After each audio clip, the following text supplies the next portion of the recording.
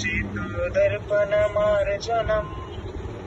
भवमहादावाग्निर्वापनम् श्रेयैकैरवचण्डिका वितरणम् विद्यावधूजीवनम् आनन्दाम्बुधिवर्धनम् पतिपदम् पूर्णामृतस्वादनम् सर्वात्मास्पदम् परम् विजयते श्रीकृष्णसङ्कीर्तनम् नाम्नामकारि बहुधा निज सर्वशक्तिः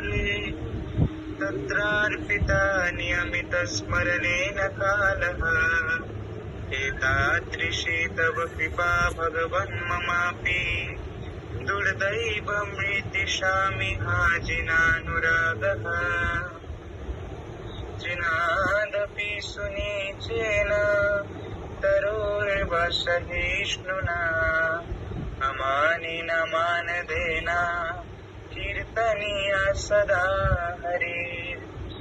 न धनं न जनं न सुन्दरीं कवितां वा जगदीश कामये मम जन्मनि जन्मनीश्वर भवतार्भक्तिरहेतुकी त्वयि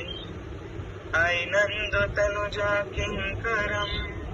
पतितां मां विषमे भवाम्बुधो कृपया तव पादपङ्कज स्थितधूलिसदृशीं विचिन्तया नयनं गलदश्रुधारया वदनं गद्गदरुद्धया गिरा पुलकैर्निचितं बहु कदा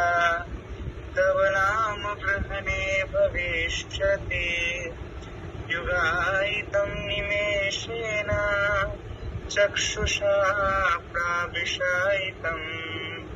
शून्यायितं जगत्सर्वं गोविन्द विरहे रमे आश्लिष्य वा पादरतां पिनष्टु माम्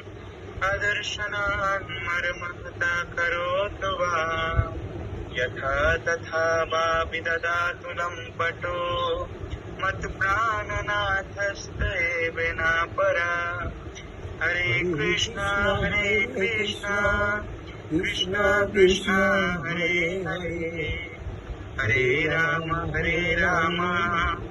राम हरे हरे